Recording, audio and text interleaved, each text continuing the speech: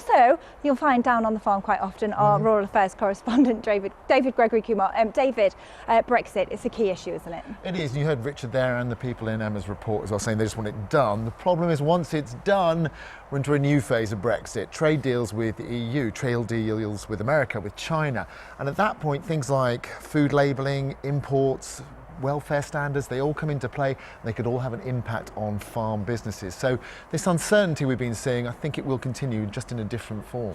But away from Brexit, David, a lot of farmers want to know what's going on with the environment and, you know, what's going on there. Exactly. So that's been a big issue, climate change, and particularly these manifestos we're going to look at later. A lot of them are very green this year. And one reason might be there's been an awful lot of protests and protest activity for the past 18 months, particularly from the group Extinction Rebellion. So I meant to meet some veteran Extinction Rebellion campaigners in a Birmingham cafe to ask them what they thought of this election. Birmingham's oldest vegetarian cafe and 4 members of Extinction Rebellion meeting up to swap protest stories. What was your favourite day during London protests? Millbank, that was my favourite day when we went and we sang at Millbank. She was like, I'm always going to remember this moment. This lovely lady takes me by the hand and says, come listen, come listen.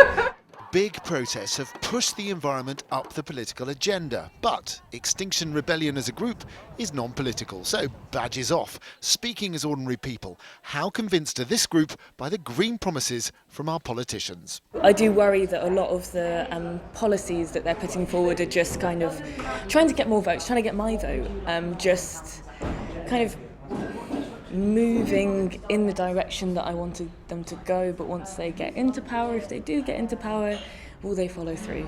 You might assume everyone here will be voting Green, but not so fast.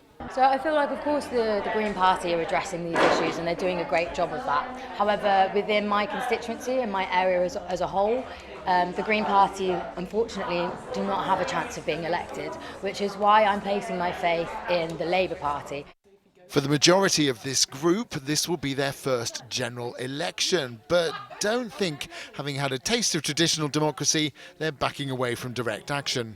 And even Labour's Green New Deal plan doesn't push hard enough for the changes that need to be made.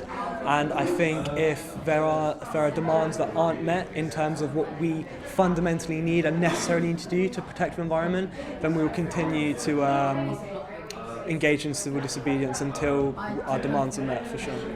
You know, if a meteorite was coming towards us and we all knew it was coming and some people were trying to tell us to ignore the meteorite and just think about Brexit, I think we'd be thinking they were absolutely insane. But because it's not a meteorite and it's some conceptual thing in the future, we think that we somehow can ignore it and it won't happen. Plenty of food for thought then for our politicians. Well, David, the Extinction Rebellion protests, they were universally quite unpopular. They caused a lot of disruption in the Midlands and in London. Is there a better way of going about this?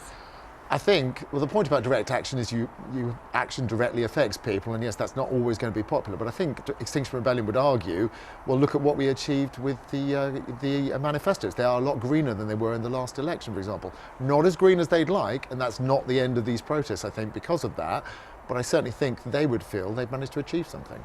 Thank you very much, David. I know you've got a prop with you for a bit and we've got some manifestos to go through. A little later in the programme, we're going to be talking about rural life in general. We're going to be in a Warwickshire village where they're fighting to save an asset that they really, really care about and speaking to the people and finding out what they want from the general election. But before all that, let's head back for the rest of the news with Amy.